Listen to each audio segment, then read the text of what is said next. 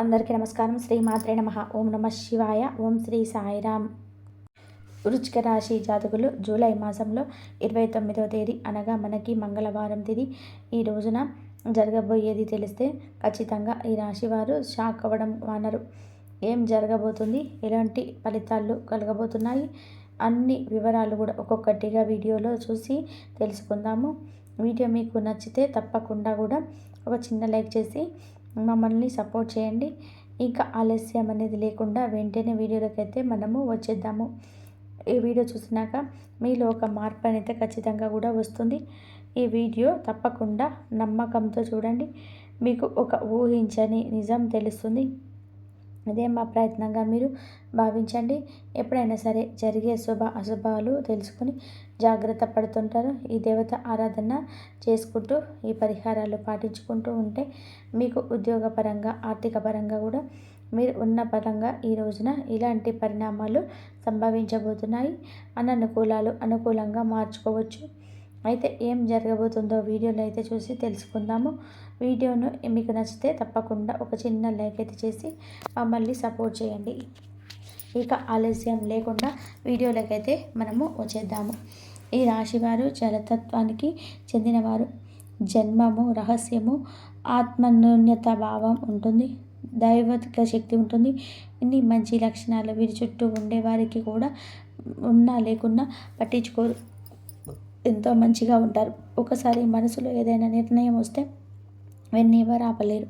కానీ వీరి జీవితం ప్రయాణంలో కోపం, అందరినీ బాలనలు, కొందరిని నమ్మిన మోసపోయిన గతం ఉంటుంది. వీరిని కొంచెంగా ఒంటరితనంలోకి తీసుకెళ్తుంది. ఆర్థిక పరిస్థితి ఎప్పుడు కూడా మీ మధ్యకాలంలో వీరికి కొన్ని రకాల సమస్యలుగా ఉంటాయి. ఎదుర్కొంటున్న ఒక పెద్ద సమస్య ధనం, అప్పుల బాధలు పెరిగాయి. ఎవరో అడిగి ఇచ్చిన డబ్బు తిరిగి రాలేదు. ఇంట్లో చెలామణి డబ్బు లేకపోవడం వల్ల శాంతి తగ్గిపోతుంది. కానీ ఈ రోజున శుక్రుడికి సంబంధించిన పవిత్రమైన రోజు. మీకు శుక్రగ్రహం అనుగ్రహంతో కలగాలి అంటే ఈ చిన్న పరిహారాలు చేసుకోండి. శని దోషం కూడా తగ్గిపోతుంది. అప్పుల భారం తప్పకుండా తగ్గుతుంది. మీరు వింటుంది నిజమే.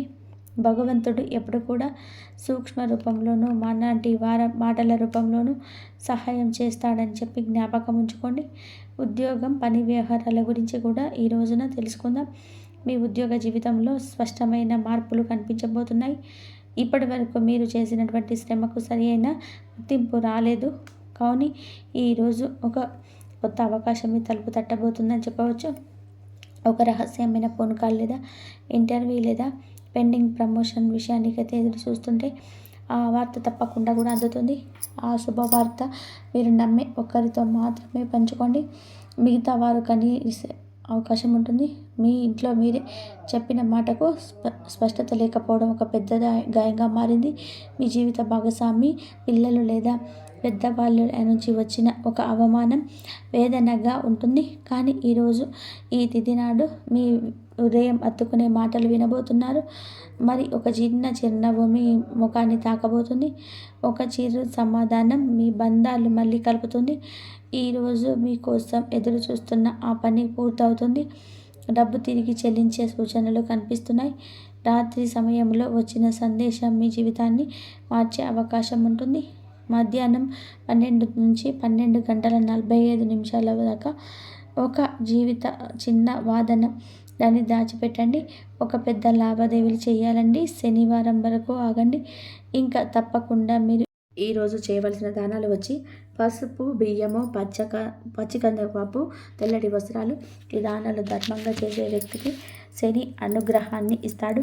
ఉదయం ఒక తీపి స్వప్నం మీ పాత కోరికను గుర్తు చేస్తుంది. మధ్యాహ్నం కొన్ని చిన్న వాగ్వివాదాలు మీ సమయంలో నిశ్శబ్దమే పెద్ద ఆయుధం అవుతుంది.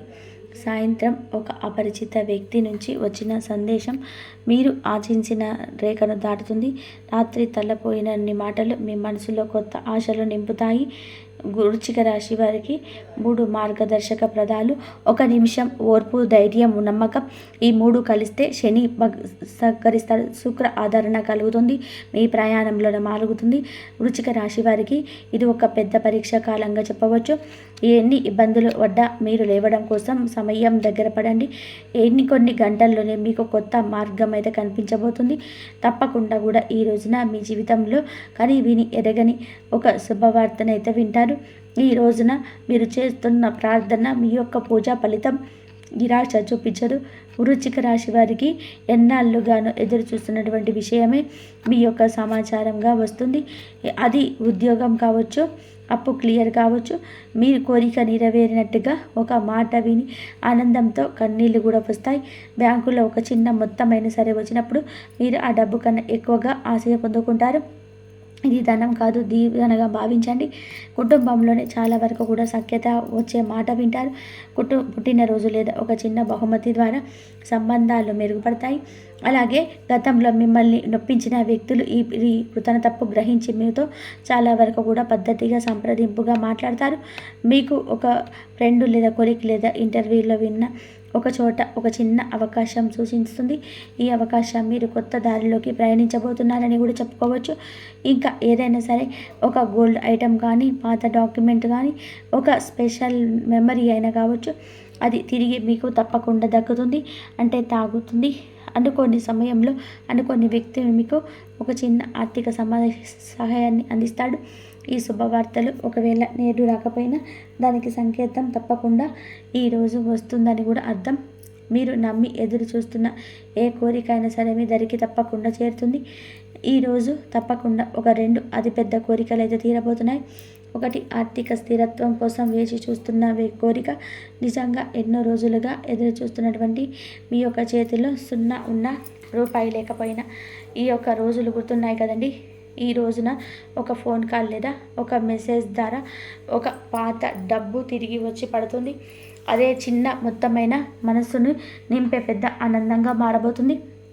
వివిధ రూపాల్లో ఆ కోరిక తప్పకుండా తీరుతుంది. ఒప్పుకున్న సాలరీ పెరుగుతుంది.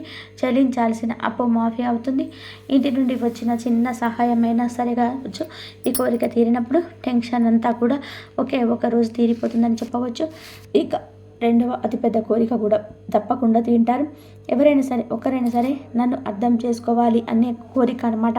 ఎప్పటి నుంచో కూడా మిమ్మల్ని వదిలేసినటువంటి మాట్లాడకుండా ఉన్నవాళ్ళు ఈ ఒక్క రోజున మాటకు తిరిగి వస్తారు. ఈ కోరిక తీరడానికి సంకేతాలు, మెసేజ్లు లేదా ఎలా ఉన్నావు అని అపరిచిత వ్యక్తుల నుంచి ఆశించిన ప్రేమ భావన, ఇంట్లోనే బంధువుల నుంచి అనుకోని ఆదరణ. ఈ కోరిక తీరినప్పుడు మీరు మాట్లాడకపోయినా మీ గుండె మాట్లాడుతుంది. ఎంతకాలం తర్వాత ఈ మాట వినాను అని తప్పకుండా మీకు కన్నీళ్ళు కూడా వస్తుంది. ఈ 2 కోరికలు తీరే శుభ సమయం ఈరోజు సాయంత్రం 4:45 నుంచి రాత్రి 9 గంటల లోపు. ఈ సమయంలో ఎవరైనా సరే మీ దగ్గరికి వచ్చి ఒక మెసేజ్ రూపంలో శుభవార్తనైతే తెస్తారు. దీన్ని మీరు తేలికగా తీసుకోవద్దు. ఇది ఒక పెద్ద మార్పును మొదలు పెడుతుంది. ఈరోజు మీరు చేయాల్సిందన్న ఒక చిన్న పని, పసుపు రంగు వస్త్రం ధరించండి. ఉదయం 9 గంటలకు ఒక మౌన ప్రార్థన ఇష్టదేవునికి చేసుకోండి. తీపి పదార్థాన్ని ఎవరికైనా సరే పంచిపెట్టండి. అలాగే ఈరోజు 2 కోరికలు, 2 కన్నీటి మాటలు ఈరోజు సంతోషంతో పలకజేస్తాయి. చుట్టూ ఎవరు లేనప్పుడు ఈ మాటలు మీ నుండి మీరు ఈరోజు ఆశించిన ఆనందాన్ని అనుభవించబోతున్నారని. అయితే ఈ రోజున చేయవలసినటువంటి చిన్న చిన్న పరిహారాలు, లక్ష్మీదేవిని శ్రద్ధతో పూజించండి. ఈ రోజున లక్ష్మీదేవి గుడికి వెళ్ళడం ప్రత్యేక శక్తిని తీసుకొస్తుంది. లక్ష్మీదేవి పూజ ఆర్థిక పరిస్థితి తప్పకుండా మెరుగుపడుతుంది. ఈరోజు పసుపు రంగు పూలతో అమ్మవారిని పూజించండి. అంతా మంచిగా జరుగుతుంది. హనుమంతుడిని గుడికి కూడా వెళ్ళండి. ఈరోజు హనుమంతుడి గుడికి వెళ్ళి హనుమాన్ చాలీసాను కూడా గుడిలోనే పఠించండి. ఎంతో శుభప్రదంగా, ఎంతో మానసిక స్థైర్యంగా ఉంటుంది. శనిదేవుడికి తప్పకుండా కూడా ఈ రోజున మీరు చాలా ప్రత్యేకమైనటువంటి రోజుగా భావించి ఈరోజు శనీశ్వరుని గుడికి వెళ్ళి పూజ చేసుకోవడం వలన శని దోషాలపైన శాంతి ఉంటుంది. నీలం కవచం లేదా నీలం రత్నం దానం చేయడం శుభప్రదం. శనిని న్యాయపూర్వకంగా దర్శించి పూలతో పూజ చేయండి. మానసిక శాంతి కోసం మిరియాలు మరియు పసుపు పండ్లు దానం చేయండి. విఘ్నేశ్వరుడిని గుడికి వెళ్ళడం కూడా చాలా మంచిది. విఘ్నేశ్వరుడిని పూజ ఈ రోజున చేసుకోండి. ఎలాంటి అడ్డంకులైనా సరే తొలగించే ఆ దైవం గణేశుడికి పూజ చేసుకున్న వారికి ప్రతి అడ్డంకి కూడా తొలగిపోతుంది. ఈ రోజున ఈ గుడికి వెళ్ళి తప్పకుండా మీకు నచ్చిన మేము చెప్పిన గుడిలోకి వెళ్ళి పరిహారాలు చేసుకోండి, అంత మంచి జరుగుతుంది. ఈరోజు పూజించవలసిన ప్రధాన దేవతల గురించి చెప్పుకోం కదండి. శ్రీ లక్ష్మీదేవి, హనుమాన్, శనిదేవుడు మరియు గణపతి. ఈ దేవతలకు పూజ చేసుకుంటే మానసిక శాంతి, ఆర్థిక సౌభాగ్యం, కుటుంబ సామరస్యం వస్తుంది. ప్రతి పరిహారాన్ని శ్రద్ధగా పాటించడమే ముఖ్యము. ఏదైనా ఒక పరిహారమైనా కూడా చేసుకోండి. ఈ రోజున మీ జీవితంలో మార్పు వచ్చే రోజు. ఈరోజు శుభ పరిహారాలు చేసి విశ్వాసంతో ప్రార్థించుకోండి. కోరుకున్న ప్రతి విషయాన్ని కూడా తప్పకుండా త్వరలోనే వింటారు, తెలుసుకుంటారు. హనుమాన్ గుడికి వెళ్ళినప్పుడు హనుమాన్ శ్లోకం చదువుకోండి. అలాగే ప్రదక్షిణాలు చేసేటప్పుడు కూడా అట్లాంటి శ్లోకం చదువుకొని 5 ప్రదక్షిణాలు చేసి తమలపాకుల మాల హనుమాన్కి అండి. అలాగే లక్ష్మీదేవి అష్టోత్తరం రేపు చదువుకోండి. మీకు అభిషేకం చేయండి లక్ష్మీదేవి అమ్మవారికి. అలాగే కుంకుమార్చన కూడా చేసుకోండి. ఇలా కనుక చేసుకున్నట్లయితే మీకు ఆర్థిక సమస్యల నుంచి బయటపడతారు. హనుమాన్ పూజ చేస్తూ ఉంటే ఎన్ని సమస్యలు ఉన్నా సరే మీకు బయటపడే మార్గాలు అయితే మీకు దొరుకుతాయి. ఈ వీడియో కనుక మీకు నచ్చినట్లయితే ప్లీజ్ లైక్ చేయండి, షేర్ చేయండి, సబ్స్క్రైబ్ చేయండి. మరొక మంచి వీడియోతో మళ్ళీ కలుద్దాం. ధన్యవాదాలు. కంపల్సరీ దైవారాధన చేసుకోండి. దైవారాధన చేసుకోవడం వల్ల మంచి జరిగే అవకాశం